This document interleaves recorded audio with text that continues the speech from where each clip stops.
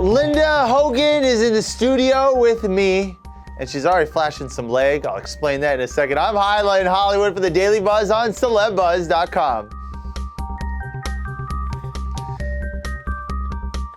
We watched for 4 seasons as the Hogan family went through ups and downs on the popular reality show Hogan Knows Best, but it wasn't until after the camera stopped rolling that the real drama started. Joining me in studio right now is the star herself. Linda Hogan is in the studio, and she's already trying to start some drama with me, showing off some leg, and there's some garter action over here. There's jewel. First of all, can we get a shot of these jewels?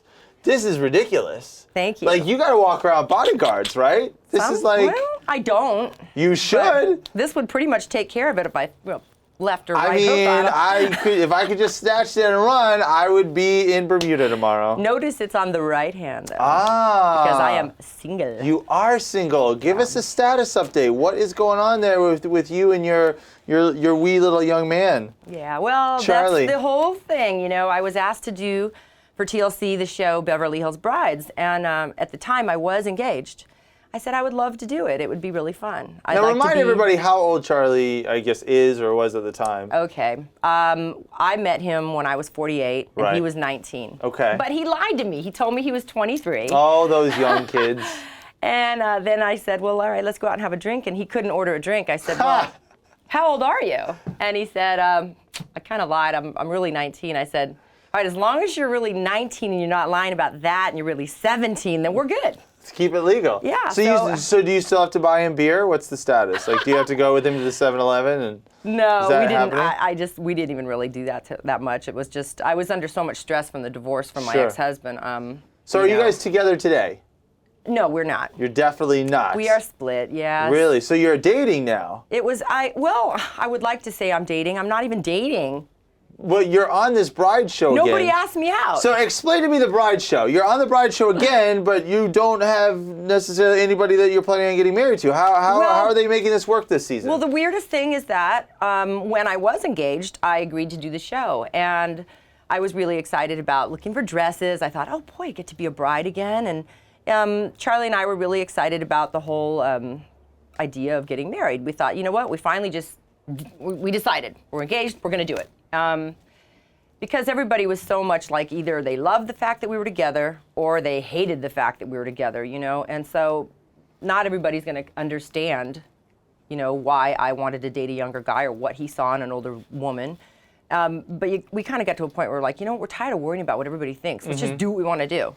But as it turns out, I think after couples therapy, to be honest with you, it really like shrink wrapped our head. We were like, you know, he kind of felt like he needed to kind of get his groove with a career and find his way a little bit. And he was kind of, you know, living a little bit under my shadow.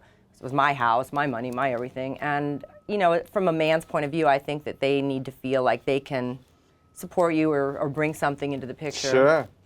And now, obviously, you are proud of the fact that you are a cougar. You're an older woman who loves younger men. And you went so far as you just recently shot a pilot, right? A television pilot. Yes. Tell me about this show and what exactly you're doing on this show. Oh, well, I actually met this girl, and she said, you know, we are doing a pilot. She says, and we knew about you, and we don't want to do it without you. I was like, well, what's it about? She goes, cougars. So I was like, well, I could definitely head that up, you know, so well, let's talk about it. So we did. We worked it out and, you know, shifted some paperwork around from the lawyers, and so we shot a really fun pilot. We've still got another piece of it to shoot next week, and it's a big party in Malibu, and they're going to have some younger guys show up, and I'm thinking, woohoo, that's going to be fun. Okay, are they, is that intimidating for, like, how do, I guess, boys, they're so much younger than you, how do they come up to you, approach you, like, try and get a conversation going?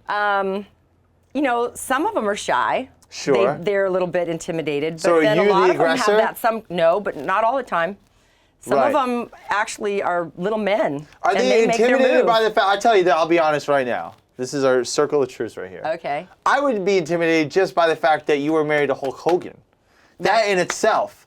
You know what I'm saying? Like, I don't want to get beat up in an alley one day Well, I'm not with him by anymore. the Hulkamania. It doesn't matter. that has to come up, does it not? I think somehow in the core of him, he still has a little jealous bone out there, like if I'm dating or whatever. I just talked to my son today, and I said, yeah, I was out last night, Halloween, and met a couple guys. I think I was on speakerphone. I think my husband might have heard that, which was probably not a very good thing. I don't know. He just seems like, What made you think that he's still jealous? I just get that feeling through what my kids say. Despite the fact that he's the one that has had, various videos out there recently and whatnot. I mean, do you get jealous when you see those things? No, not anymore. In fact, I really wasn't jealous over other women and stuff while we were married, because it was so much. It happened everywhere we go, whether you're boarding an airplane, checking into a hotel, ordering food in a restaurant. Really, you just couldn't avoid, anything when the women weren't just throwing themselves at him. So you were used to that. So I was used to it, and you just had to make a thing with yourself and say, okay, look, I'm either going to be jealous of every single person that he ever talks to, or I just have to drop it and figure that, I can't control the rest of the world, but I have to rest my faith and trust in him, which was a total mistake. Did you guys have an agreement? Did you talk about that? Was there ever an open relationship type of conversation or situation that the two of you guys had, or it was your understanding that it was just the two of you at all times? Oh, all the time, yeah. I mean, it was never like we weren't into that. I wasn't into that. I didn't think of that ever. But, I always had a feeling that he had an affair. There was one that I knew about, one I found out about. The other one that I knew was going on, I found out after I had filed for divorce. But I was pretty, your heart of hearts knows. You know when your old man's messing around on you. Right.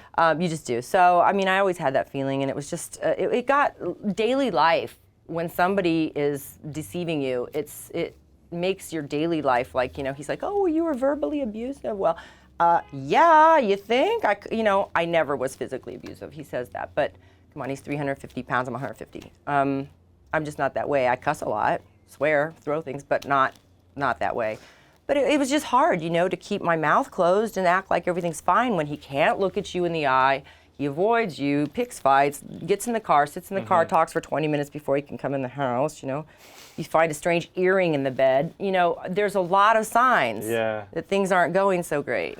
You mentioned that you were on the phone with Nick, so your relationship with your kids, Brooke as well, what is that like right now? Oh, it's great. It was really hard in the beginning because the kids, I think my husband was so upset and embarrassed about the whole affair and relationship stuff as we got divorced. My kids kind of felt sorry for him because he was like, really taking the heat out there in the public and in court. And, she kind of sided with her dad a little bit. She felt sorry for him, and I understand that. The kids are torn, but Brooke is really both of my kids are very mature and very responsible. They started working at a very young age. They're not like the little rich spoiled kids that some people may think. They've worked very hard with the show, school, grades. Brooke's music career. And she's in Nashville right now, and she's recording her album there. She's kind of changed her groove. She's a really amazing writer. She writes really cute lyrics and stuff.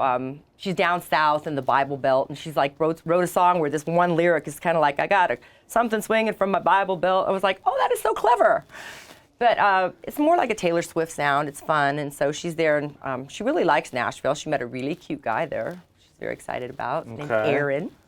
And Nick. Maybe that will inspire some Taylor Swift-like tunes and success.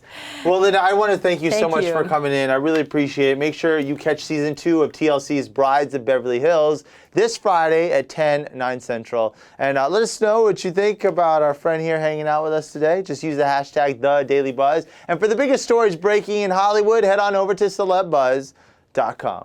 Thank you for coming in.